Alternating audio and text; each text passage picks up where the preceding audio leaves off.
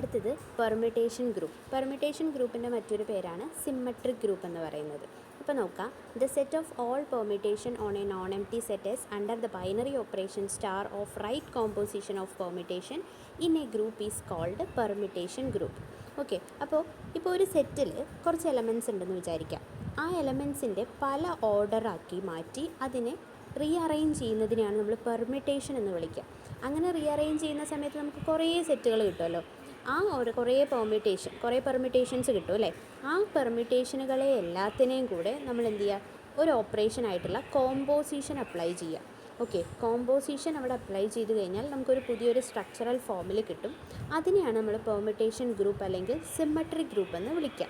Okay, ഇപ്പോൾ S = 1 2 3 etc. n, the permutation group is called symmetric group of degree n. ഈ സെറ്റിൽ n elements ഉണ്ടായതുകൊണ്ട് അതെന്താ, symmetric group of degree n ആണ്. അപ്പോൾ ഇതിനെ നമ്മൾ Sn എന്നാണ് ഡിനോട്ട് ചെയ്യുക. ഇവിടെ നോക്കുക, S1 എന്ന് പറഞ്ഞു കഴിഞ്ഞാൽ ഫസ്റ്റ് പെർമിറ്റേഷൻ, S2 എന്ന് പറഞ്ഞു കഴിഞ്ഞാൽ സെക്കൻഡ് പെർമിറ്റേഷൻ. ഓക്കെ, അങ്ങനെ Sn എന്ന് പറയുന്നത് nth പെർമിറ്റേഷൻ. അങ്ങനെ മൊത്തം അവിടെ എത്ര പെർമിറ്റേഷൻ ഉണ്ടാവുമെന്ന് ചോദിക്കുകയാണെങ്കിൽ n ഫാക്ടോറിയൽ പെർമിറ്റേഷൻസ് അവിടെ ഉണ്ടാവും. ക്ലിയർ അല്ലേ പറഞ്ഞത്? അവിടെ മൊത്തം n പെർമിറ്റേഷൻസ് ആയിരിക്കും ഒരു പെർമിറ്റേഷൻ ഗ്രൂപ്പിൽ ഉണ്ടാവുക.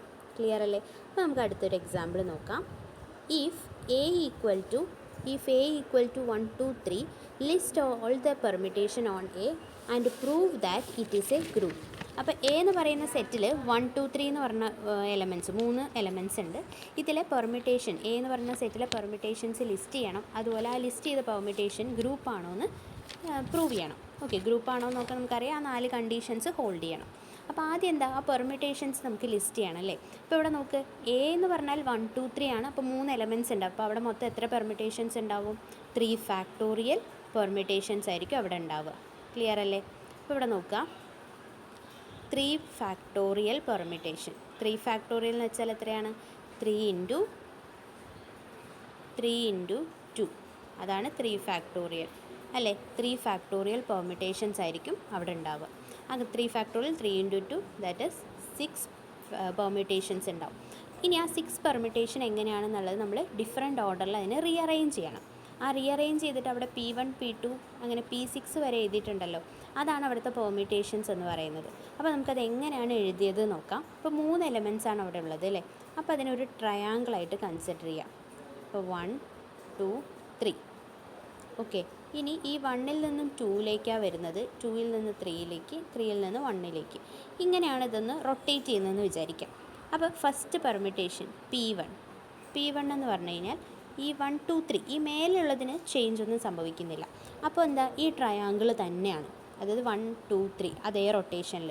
അപ്പോൾ ഈ 1ന് 1 തന്നെ, 2ന് 2, 3ക്ക് 3. ഇതാണ് ഫസ്റ്റ് പെർമിറ്റേഷൻ. ക്ലിയർ ആയോ? ഇനി അടുത്തത് സെക്കൻഡ് പെർമിറ്റേഷൻ, അതായത് സെക്കൻഡ് പെർമിറ്റേഷൻ P2 എന്ന് വരയ്ക്കാം. Second permutation P2. ഓക്കെ, ഈ P2 എന്താണെന്ന് വെച്ച് കഴിഞ്ഞാൽ, ഇപ്പോൾ നമ്മളുടെ ഈ ഒരു ട്രയാങ്കിളിൽ 1 അല്ലേ മേലെ നിൽക്കുന്നത്. ഇനി നമ്മൾ ജസ്റ്റ് ഇതിനൊന്ന് തിരിക്കുന്ന സമയത്ത് എങ്ങനെ വരും? 3 മേലെ ആവും, ഈ 1ഉം 2ഉം ബേസ് ആയിട്ട് നിൽക്കും. ഈ 2ൻ്റെയും 3ൻ്റെയും സ്ഥാനത്ത് ആര് വരും? 1ഉം 2ഉം വരും, 3 മേലെ ആവും അല്ലേ. അപ്പോൾ ഇവിടെ ഈ മേലുള്ളത് ഒരിക്കലും ചേഞ്ച് ആവുന്നില്ല എന്ന് പറഞ്ഞു, 1 2 3 തന്നെയാണ്. അപ്പോൾ എങ്ങനെയാണ് വരിക? ഇവിടെ 3 ആണെങ്കിൽ 3 1 2 അല്ലേ. റൊട്ടേറ്റ് ചെയ്യുന്നത് അതേ റൊട്ടേഷൻ കറക്റ്റ് തന്നെയാണ്. അപ്പോൾ മേലെ 3 റൊട്ടേറ്റ് ചെയ്ത് അങ്ങോട്ടാണ് പോവുക? 1ലേക്ക്. 3 1 2. ഓക്കെ അല്ലേ.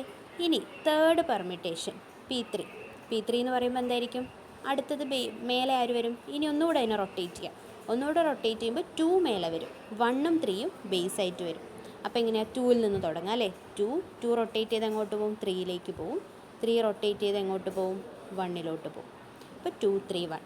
ഇതാണ് ആദ്യത്തെ 3 പെർമിറ്റേഷൻ. ക്ലിയർ ആയോ? P3. ഓക്കെ, ആദ്യത്തെ 3 പെർമിറ്റേഷൻ ഇങ്ങനെയാണ് വരുന്നത്. അത് ജസ്റ്റ് ആ ട്രയാങ്കിൾ നമ്മൾ റൊട്ടേറ്റ് ചെയ്തിട്ട് കിട്ടുന്നതാണ് ആ 3 പെർമിറ്റേഷൻസ് വരുന്നത്. ക്ലിയർ അല്ലേ? ഇനി അടുത്ത നമ്മളെന്താ, P4 അല്ലേ. P4 എന്താണെന്ന് വെച്ച് കഴിഞ്ഞാൽ, ഇവിടെ നോക്കുക, 1 2 3 മേലത്തെ ചേഞ്ച് ആവുന്നില്ല എന്ന് പറഞ്ഞു അല്ലേ. ഈ P4 എന്ന് പറഞ്ഞാൽ 1 എങ്ങോട്ടും മാറുന്നില്ല, 1നെ ജസ്റ്റ് ഫിക്സ് ചെയ്തു. 2ഉം 3ഉം ജസ്റ്റ് അങ്ങോട്ടും ഇങ്ങോട്ടും മാറ്റി എഴുതി. അപ്പോൾ എന്തായി 1 2 3 1-ന് 1 തന്നെ, 2-ന് 3 വന്നു, 3-ക്ക് 2 വന്നു. ഓക്കെ, അങ്ങനെയാണെങ്കിൽ ഇനി അടുത്തത് P5 വരയ്ക്കുമ്പോൾ എന്താ 2-ന് ചേഞ്ച് ഒന്നും വരത്തില്ല, 2 ഫിക്സ് ചെയ്തു. എന്നിട്ട് ഈ 1-നെയും 3-നെയും അങ്ങോട്ടും ഇങ്ങോട്ടും ചേഞ്ച് ചെയ്തു. അപ്പോൾ ഇവിടെ 3, ഇവിടെ 1 വരും. ക്ലിയർ അല്ലേ പറഞ്ഞത്? അതാണ് P5. ഇനി അടുത്തെന്താ P6 ഉണ്ട് അല്ലേ? P6 അപ്പോൾ എന്തായിരിക്കും? P6 എന്ന് പറഞ്ഞു കഴിഞ്ഞാൽ 3-നെ ഫിക്സ് ചെയ്ത് നിർത്തി. അപ്പോൾ 3 എങ്ങോട്ടും മാറുന്നില്ല. ഈ 1-നെയും 2-നെയും ജസ്റ്റ് അങ്ങോട്ടും ഇങ്ങോട്ടും ഇൻ്റർചേഞ്ച് ചെയ്തു. അപ്പോൾ മൊത്തം എത്ര പെർമ്യൂട്ടേഷൻ കിട്ടി? 6 പെർമ്യൂട്ടേഷൻസ് കിട്ടി. ക്ലിയർ ആയെന്ന് ഞാൻ വിചാരിക്കുന്നു. ഒന്നുകൂടെ ഞാൻ പറയാം. ഈ 3 എലമെൻറ്റ്സ് ഉള്ളതുകൊണ്ട് അതിൽ 3 ഫാക്ടോറിയൽ പെർമ്യൂട്ടേഷൻസ് ആയിരിക്കും ഉണ്ടാവുക. അപ്പോൾ 3 ഫാക്ടോറിയലൊക്കെ എല്ലാവർക്കും അറിയുമെന്ന് വിചാരിക്കുന്നു. അറിയില്ലെങ്കിൽ തന്നെ കാൽക്കുലേറ്ററിൽ നമുക്ക് ഫാക്ടോറിയൽ അടിക്കാൻ പറ്റും അല്ലേ? അപ്പോൾ 3 ഫാക്ടോറിയൽ = 6 പെർമ്യൂട്ടേഷൻസ് ഇവിടെ ഉണ്ടെന്ന് കിട്ടി. അപ്പോൾ നമുക്ക് P1 P2 അങ്ങനെ 6 പെർമ്യൂട്ടേഷൻസ് വരയ്ക്കണം. അപ്പോൾ ഫസ്റ്റ് എന്ന് പറഞ്ഞു കഴിഞ്ഞാൽ അതേ തന്നെ 1-ന് 1, 2-ന് 2, 3-ക്ക് 3. അതാണ് ഫസ്റ്റ് പെർമ്യൂട്ടേഷൻ. സെക്കൻഡ് പെർമ്യൂട്ടേഷൻ എന്ന് പറഞ്ഞാൽ ജസ്റ്റ് റൊട്ടേറ്റ് ചെയ്യാം. അപ്പോൾ എങ്ങനെ വരും? 3 1 2. ജസ്റ്റ് നോക്കുക, 3 അങ്ങോട്ട് പോകും, 1-ലേക്ക് പോകും, 1 കഴിഞ്ഞാൽ പിന്നെ 2-ലേക്ക് പോകും, അങ്ങനെ. ഓക്കെ, അടുത്ത ഒരു റൊട്ടേഷനും കൂടെ നടത്തുക. അപ്പോൾ എന്ത് വരും? 2 3 1 എന്ന് വരും. അടുത്തത് 1-നെ ഫിക്സ് ചെയ്ത് നിർത്തുക, 2-നെയും 3-നെയും അങ്ങോട്ടും ഇങ്ങോട്ടും ഇൻ്റർചേഞ്ച് ചെയ്യുക. അടുത്തത് 2-നെ ഫിക്സ് ചെയ്ത് നിർത്തുക, 1-നെയും 3-നെയും ഇൻ്റർചേഞ്ച് ചെയ്യുക. അടുത്തതിലോ 3-നെ ഫിക്സ് ചെയ്യുക, 1-നെയും 2-നെയും ഇൻ്റർചേഞ്ച് ചെയ്യുക. അങ്ങനെ മൊത്തം 6 പെർമ്യൂട്ടേഷൻസ് നമുക്ക് കിട്ടും. ക്ലിയർ അല്ലേ പറഞ്ഞത്? ഇനി അടുത്തത് നമ്മൾ ചെയ്യുന്നത് എന്താ വെച്ചാൽ, ഇത് 6 പെർമ്യൂട്ടേഷൻസ് ലിസ്റ്റ് ചെയ്യാൻ പറഞ്ഞു, നമ്മൾ ലിസ്റ്റ് ചെയ്തു. ഇനി അടുത്തതിൽ എന്താ ചോദിച്ചു? ക്വസ്റ്റ്യനിൽ തന്നെ ഉണ്ട്, prove that it is A group. ഇതൊരു ഗ്രൂപ്പാണോ എന്ന് നമ്മൾ പ്രൂവ് ചെയ്യണം. അപ്പോൾ ആദ്യമേ ഈ ടേബിൾ നമുക്ക് വരയ്ക്കാൻ കഴിയില്ല. നമുക്കെന്താ, ഈ കോമ്പോസിഷൻസ് മൊത്തം ചെയ്ത് കഴിഞ്ഞാലേ നമുക്ക് എന്ത് ചെയ്യാൻ പറ്റുള്ളൂ? ഈ ഒരു ടേബിൾ വരയ്ക്കാൻ പറ്റുള്ളൂ. ക്ലിയർ അല്ലേ? അപ്പോൾ ഇവിടെ നോക്കുക. ഓക്കെ, അപ്പോൾ ഇവിടെ നമുക്ക് P1-ഉം കോമ്പോസിഷൻ എന്ന് പറഞ്ഞാൽ ഇങ്ങനെയാണ് കേട്ടോ.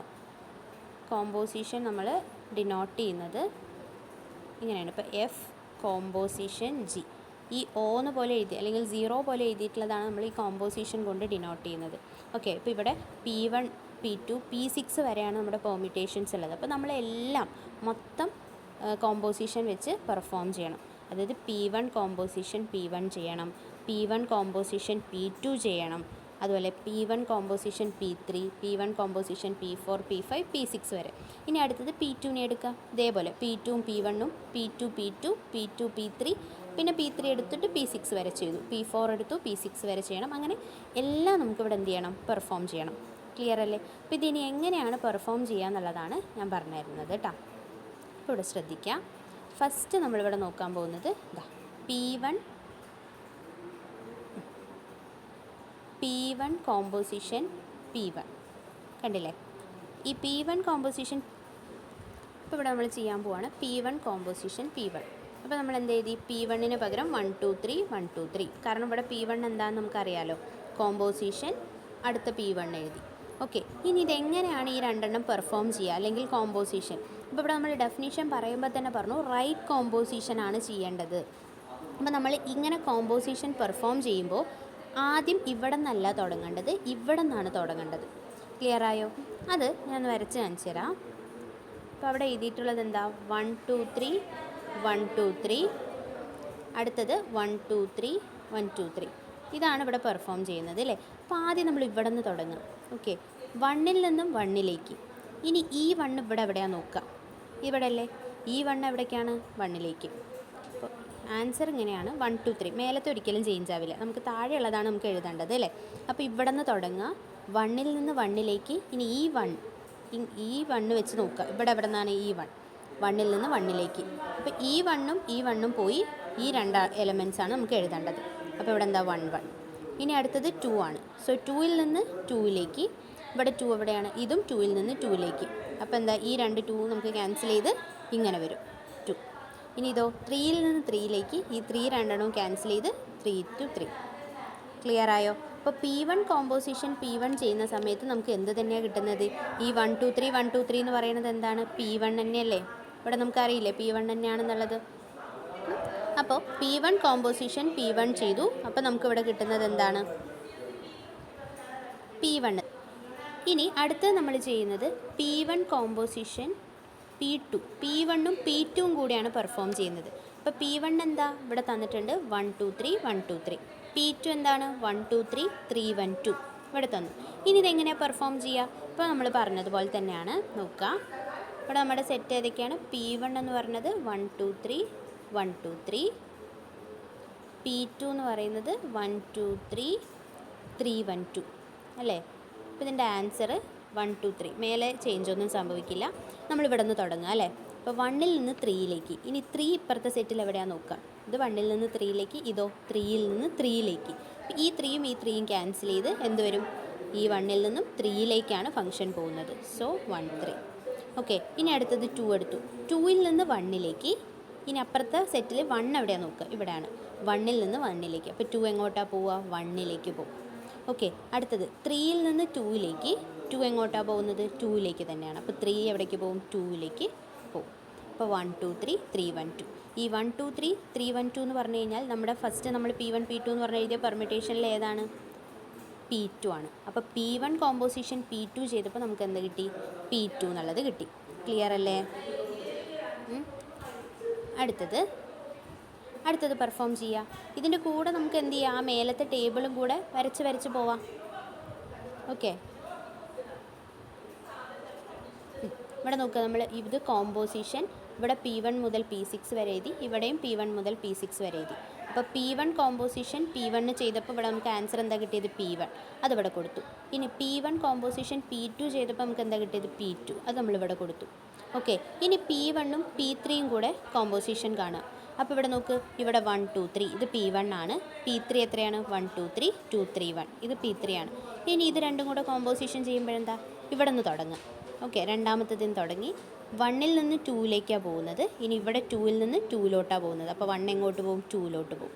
ഓക്കെ, ഇനി 2ൽ നിന്ന് 3ലോട്ടാണ് പോകുന്നത്. ഇനി 3 എങ്ങോട്ടാണ് പോകുന്നത്? 3ലേക്ക്. അപ്പോൾ 2 എങ്ങോട്ട് പോകും? 3ലേക്ക്. ഇനി ഇവിടെ 3 1ലോട്ടാണ് പോകുന്നത്. ഇവിടുത്തെ 1 1ലോട്ടാണ് പോകുന്നത്. സോ 3 1ലേക്ക് പോകും. അപ്പോൾ 1 2 3 3 2 3 1. അപ്പോൾ 1 2 3 2 3 1 എന്ന് പറഞ്ഞാൽ എന്താ? P3 ആണ്. അപ്പോൾ P3. അപ്പോൾ നമുക്ക് ഇവിടെ എന്ത് കൊടുക്കാം? P1ഉം P3യും കൂടെ കോമ്പോസിഷൻ ചെയ്യുമ്പോൾ നമുക്ക് കിട്ടിയത് P3. ക്ലിയർ അല്ലേ? ഇനി അതേപോലെ P1 കോമ്പോസിഷൻ P4 കാണാം. അപ്പോഴും നമുക്ക് അങ്ങനെ തന്നെയാണ് കിട്ടുക. ക്ലിയർ ആയോ? ഇനി അടുത്തത് കുറച്ച് ഇത് പറഞ്ഞുതരാം. P1 composition P5. ഇവിടെ നോക്കാം. P1 കോമ്പോസിഷൻ P5 ചെയ്യുമ്പോൾ നമുക്ക് എന്താ കിട്ടുന്നത് നോക്കാം. ഓക്കെ അല്ലേ? അപ്പോൾ P1ഉം P5. P1 എന്താ? 1 2 3 1 2 3. P5 എന്താ?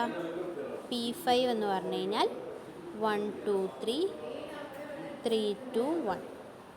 ഇത് രണ്ടും കൂടെ ചെയ്യുമ്പോൾ എങ്ങനെയാണ് വരിക? മേലത്തേത് ചേഞ്ച് ആവില്ല. ഇവിടെ നിന്ന് തുടങ്ങാം. 1 3ലോട്ടാണ് പോകുന്നത്. 3 3ലോട്ടാണ് പോകുന്നത്. അപ്പോൾ 1 എങ്ങോട്ട് പോകും? 3ലോട്ട് പോകും. ഓക്കെ, 2 2ലോട്ടാണ് പോകുന്നത്. ഈ 2 2ലോട്ടാണ് പോകുന്നത്. അപ്പോൾ 2 2. 3 1ലോട്ട് പോകുന്നു. 1 1ലോട്ട് പോകുന്നു. സോ 3 1ലേക്ക് പോകുന്നു. ക്ലിയർ ആയോ? അടുത്തത് നോക്കുക. P2ഉം P2ഉം കൂടെ കോമ്പോസിഷൻ കാണുക. അപ്പോൾ P2 കാണുന്ന സമയത്ത് നോക്കുക. ഇവിടെ എന്താ? P2 എന്ന് പറഞ്ഞാൽ നമുക്കറിയാം 1 2 3 3 1 2. അടുത്ത P2 എന്ന് പറയുന്നത് 1 2 3 3 1 2. അപ്പോൾ നമ്മൾ ആദ്യം മേലത്തത് ചേഞ്ച് ആവില്ല. 1 2 3 തന്നെയാണ്. ഇനി നോക്കുക. 1 3ലോട്ടാണ് പോകുന്നത്. 3 2ലോട്ടാണ് പോകുന്നത്. അപ്പോൾ 1 എങ്ങോട്ട് പോകും? 2ലോട്ട് പോകും. ഓക്കെ, ഇനി 2 1ലോട്ടാണ് പോകുന്നത്. 1 3ലോട്ടാണ് പോകുന്നത്. അപ്പോൾ 2 എങ്ങോട്ടാണ് പോവുക? 3ലോട്ട്. ഇനി 3 2ലോട്ട് പോകുന്നു. 2 1ലോട്ട് പോകുന്നു. അപ്പോൾ 3 എങ്ങോട്ട് പോകും? 1ലോട്ട് പോകും. ക്ലിയർ ആയോ? അപ്പോൾ 1 2 3 2 3 1. അതെന്താ? P3 ആണ് അത് വരുന്നത്. ക്ലിയർ ആയോ? ക്ലിയർ ആവുണ്ടോ പറയുന്നത്?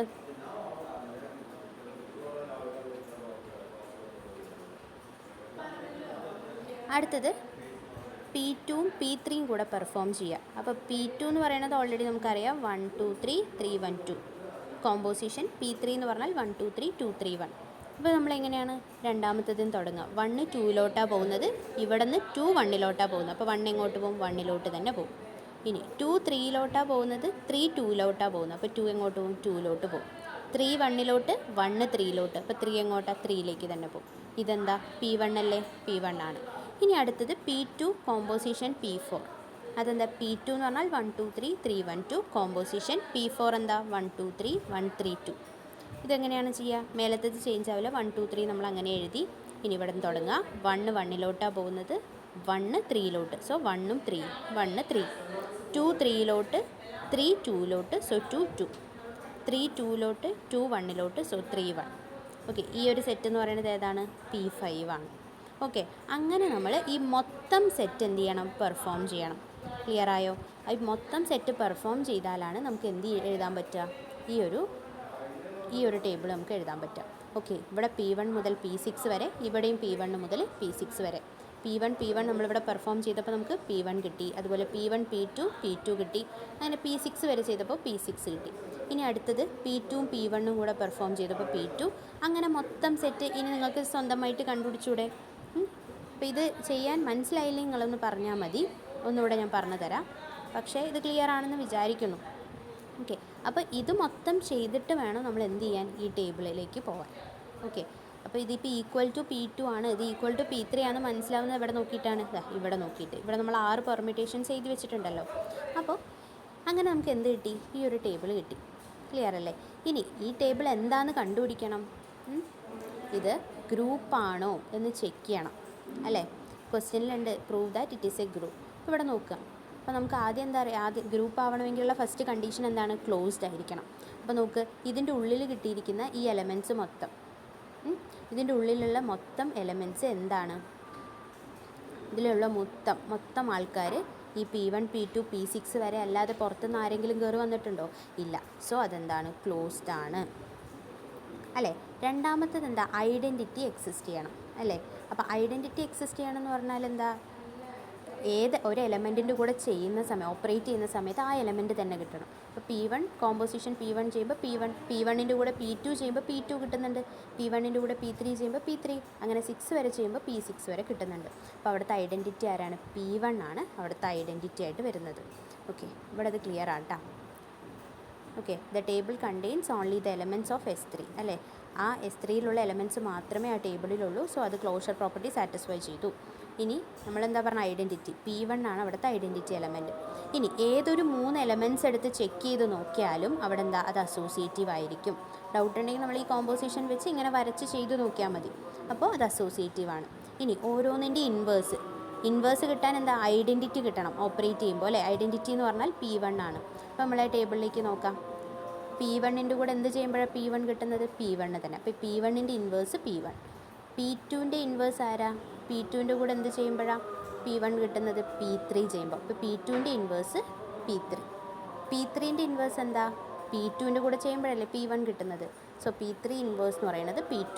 P4ൻ്റെ ഇൻവേഴ്സ് എന്താ? P4 തന്നെയാണ്. P5ൻ്റെ ഇൻവേഴ്സ് എന്താ? P5 തന്നെയാണ്. P6ൻ്റെ ഇൻവേഴ്സ് P6 തന്നെയാണ്. ക്ലിയർ അല്ലേ? അപ്പോൾ അവിടെ എക്സിസ്റ്റൻസ് ഓഫ് ഇൻവേഴ്സ് എക്സിസ്റ്റ് ചെയ്യുന്നുണ്ട്. അപ്പോൾ ഈ 4 പ്രോപ്പർട്ടിയും ഹോൾഡ് ചെയ്യുന്നത് കൊണ്ട് എന്ത് പറയാം നമുക്ക്? Hence the set of all permutation under the binary operation is a group. അപ്പോൾ ഇതൊരു ഗ്രൂപ്പാണ് എന്ന് നമുക്ക് പറയാൻ പറ്റും. ക്ലിയർ അല്ലേ? ക്ലിയർ ആണെന്ന് വിചാരിക്കണോ? ഇനി അടുത്തൊരു പ്രോബ്ലം നോക്കാം.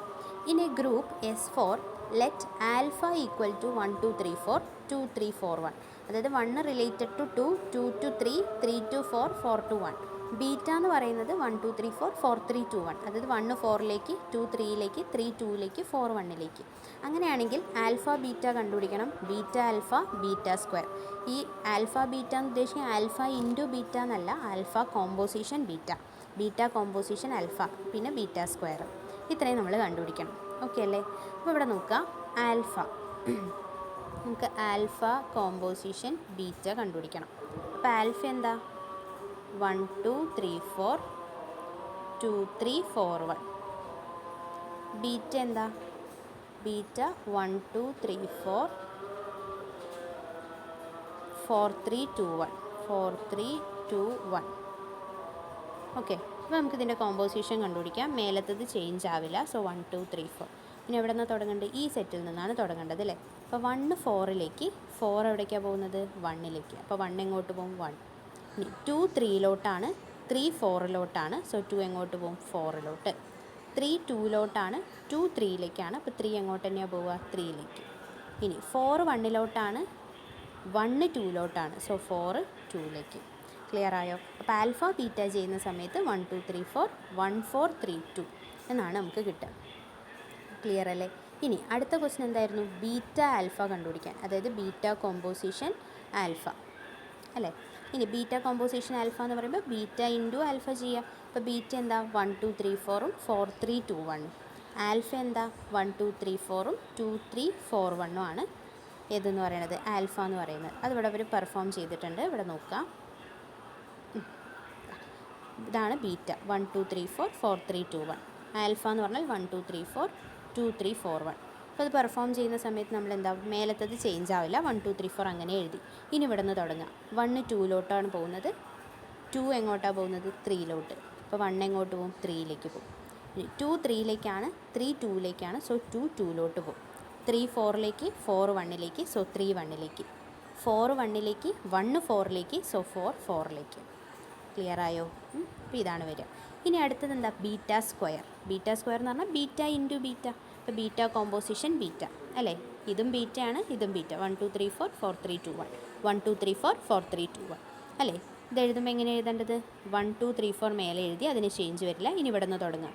1 4 4 1 അപ്പോൾ 1 എങ്ങോട്ടാണ് പോവുക? 1 2 3 3 2 സോ 2 2 3 2 2 3 സോ 3 3 4 1 1 4 സോ 4 4. ക്ലിയർ ആയോ? അപ്പോൾ കോമ്പോസിഷൻ ക്ലിയർ ആയി, പെർമിറ്റേഷൻ്റെ കോമ്പോസിഷൻ ക്ലിയർ ആയി എന്ന് വിചാരിക്കണം. ഡൗട്ട് ഉണ്ടെങ്കിൽ ഒന്ന് ചോദിക്കാം കേട്ടോ.